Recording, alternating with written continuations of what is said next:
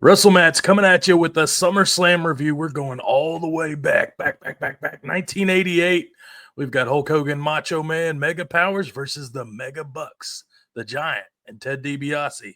Matt, how we doing on this one?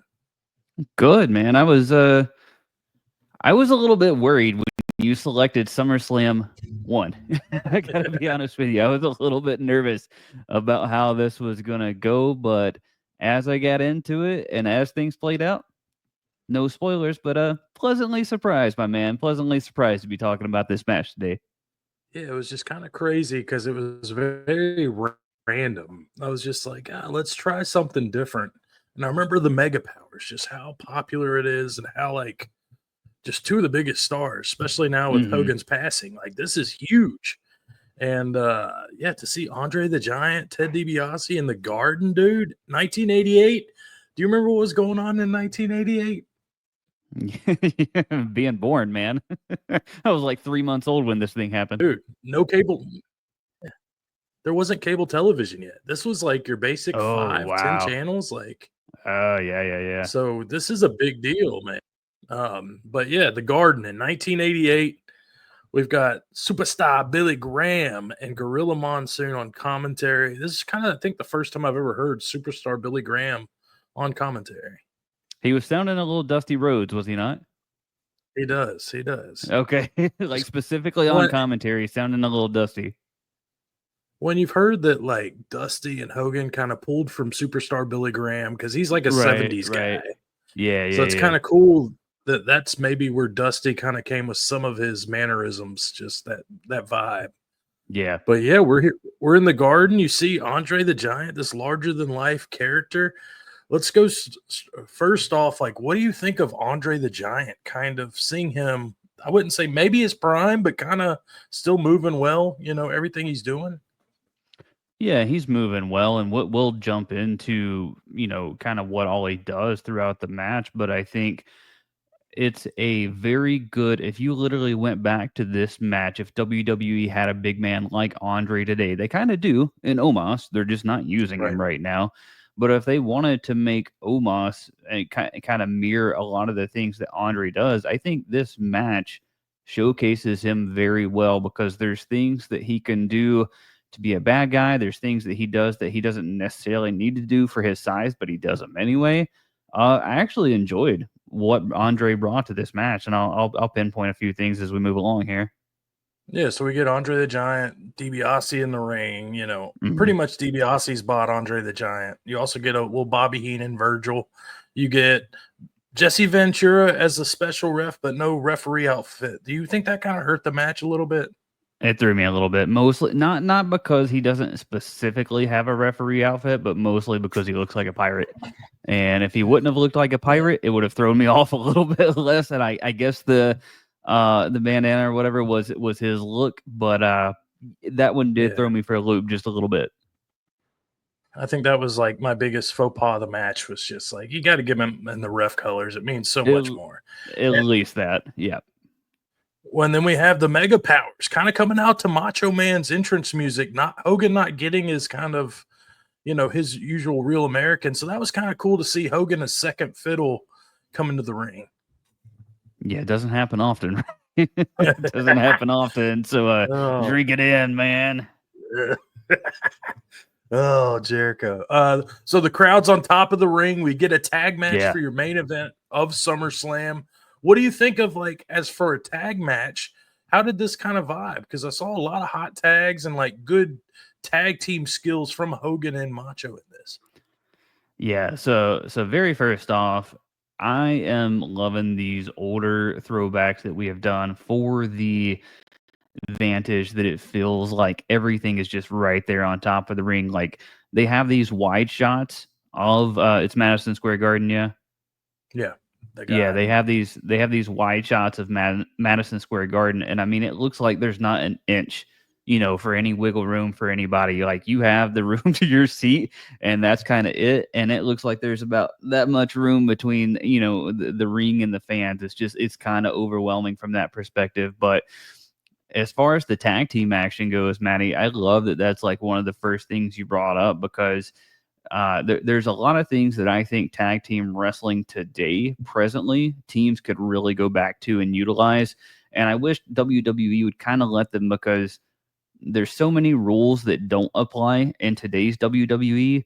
And yet I think if in a tag team wrestling match they tried it, the referee would kind of get in the way of it, and it really wouldn't need to. For instance, Macho Man at one point just holds his boot through the second rope and the top rope, and then Hogan just comes over with DiBiase and just runs him into Macho's boot. I'm like, that's brilliant. That's all you need to do. It's little stuff like that.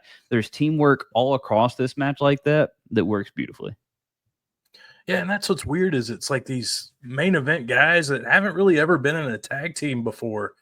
So that kind of tells you, like, you can do it. Like, why aren't more tag teams watching something like this and kind of picking from it? To me, it was just kind of weird that you see, like you said, in today's product, you don't see a lot of tag team maneuvers.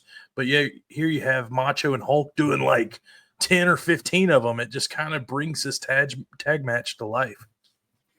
Yeah, with Hogan and Macho Man, I mean, it really is like there aren't a ton of spots that are like these high flying spots. There's a couple of times where Macho like clears the top rope, but he's not flipping. He's not doing anything extravagant. It's usually like just kind of an axe handle or something, or even just clearing the rope to get to the apron, something like that. It's only like 2 or 3 times during the match. Obviously, Andre is not going to.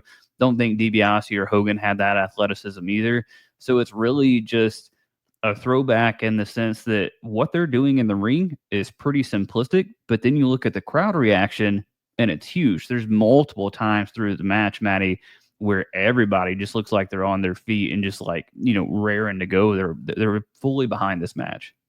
Well, and that's what was so cool about this, because you have the crowd, you have all these, like, these are superstars, but you don't have a lot of wasted movement. Like, they do little slow spots, but the slow spots work because you have Andre Giant as this monster, and you get these visions of these hands, and he's choking them, or putting them in the sleep, or grabbing their head. Like you said, no wasted movement. And then Andre the Giant's, like, to me, this is the first time I remember watching Andre in like forever. So to me, like you said, what they could do with Omos if they just stick to the basics of what this is. Like, you're a killer, you're huge, use your size to get you over. Well, and there's a couple of spots in the match where Andre uses his size, but he uses it differently. And I can't tell you, I don't think I've ever actually seen the spot where Hogan is like he's in the ring, but his head is on the apron. And Andre steps on the bottom rope, pulls up with the top rope, and pushes into his head. Not chokes him, steps on Hogan's head with the bottom rope. Haven't seen that before. Really cool, really impressive. Something Omos could easily incorporate and make him look cool. And then, Andre's wearing the singlet, but he doesn't have to, he doesn't have to do any cheating because of his size, but he still finds a way to use his singlet, wrap it around Hogan's neck, and start choking him with the singlet. When have you ever seen this, man? I thought it was really clever and really brilliant. Yeah, for 1988, we're seeing things we haven't seen before, which is pretty cool because we've watched, we've seen a couple SummerSlam ladder matches, and we're like, well, everything's been done at this point. Nothing's innovative. Sure. And this is just a tag match, and we're seeing innovative maneuvers from 37, 38 years ago, which is crazy to think about. Yeah. But it's kind of a back and forth match. The stars get their spot, and then DiBiase I'm saying he's in this match for 3/4 of it, but when Andre's in, he makes a statement.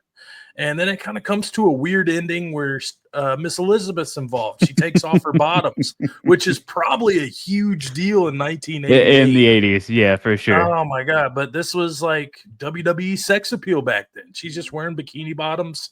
The match stops. Like, everybody's looking at her. That's where you get Hogan and Macho take advantage. I think you get the leg drop, elbow drop combo for the pin. Is that right?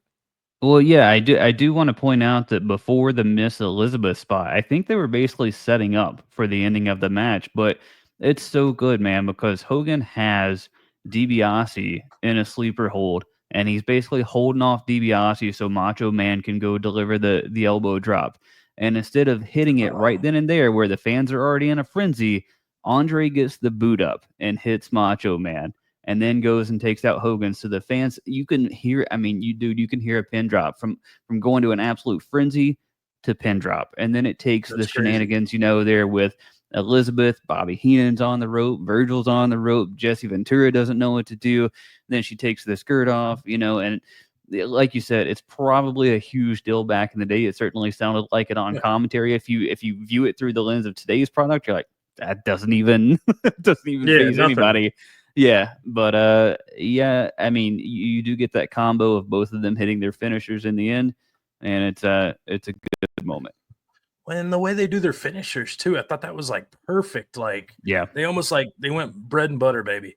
But then you get basically the win. They're celebrating in the ring. The Hogan poses. You do get a point where Hogan picks up Elizabeth, and you can kind of tell like Macho's like, "What the fuck's going on here?" Like, just that jealousy, yeah. Like you're just like, whoa. But it's so, to me, it was awesome just to go back and watch this one. But again, I think that's part of what great matches do, especially on big stages like that. We've talked about it before with other storylines. If we go back to the Daniel Bryan and John Cena, right? It ends up setting up the Randy Orton portion to finish off that PLE and further storylines that happen with Dom and Rhea. You have that, and then you're like, oh, I have something else to look forward to. So when you get that look from Macho, it's kind of like, yeah, this moment, but also you're furthering storylines. You still have something else to look forward to. Mega powers eventually implode, but what a great, like, SummerSlam 88. I think we were both blown away by this. Matt Kelly, how are you rating this match overall? Yeah, I mean, I am right there with it, man. It's in the upper echelon of everything that we have watched so far. I'll give it at least a 9. You could talk me into a 9.5. It's really just a couple of tiny little things here and there, mostly Ventura. And I feel like this is not the fault of anyone in the match, but it just threw me off. It really did. A couple little things on commentary that aren't quite, I mean, they're fine. And you realize you cut it back to 1988 or whatever it was. And you're like, okay, this is also fine. And to your point, the end, I get what they were going for with Elizabeth, but could have maybe just tightened it up just a little bit, so that's basically my only drawback. But again, I'm nitpicking. I'm really nitpicking here, and so I'll go 9.5. Yeah, and for 1988, I think it fired on all cylinders. We've seen some Bret Hart perfect match, which some people claim is like one of the greatest matches of all time. A lot of great stuff, but a lot of things that were missed. So I think you just kind of get that in older versions of wrestling. Maybe doesn't fire on all cylinders. To me, I don't think it had near the drama of this match. No, this one, to me, I think they did a really good job of maximizing everybody's potential. My only drawback was Ventura not being in a ref outfit. Sure. The announcers didn't really bother me. I think the presentation was really good. The Garden, like, they didn't spend a lot of time outside the ring. I mean, everything kind of was great. Yeah, it just kind of clicked. So to me, other than Ventura not being in a ref outfit, and I also wonder if this was before or after, like, Ventura went to Vince and like wanted to start a union for wrestlers. and Hogan was the one that like snitched. So I wonder if this was before or after that moment. That's funny. I don't know. You kind of see that like Hogan saying something to Ventura and Ventura shoves him like. Yeah. Side note, but anyways, I'll give it a 10. So I think median we're probably at a 9.5, which is still rock star rating for a SummerSlam match. Let us know what you thought about this SummerSlam match. We've got plenty of reviews over at Wrestle Matts, all sorts of good stuff. Anything you want to leave them with, Matt Kelly? No, this is one that I would recommend going back and watching, and you get a good basis of like what tag team wrestling, kind of the antithesis of tag team wrestling, and you get to see a good spot of all four of these guys. I think it sheds great light on all of them, so I'd absolutely recommend this one. Yeah, go check it out at Wrestle Matts.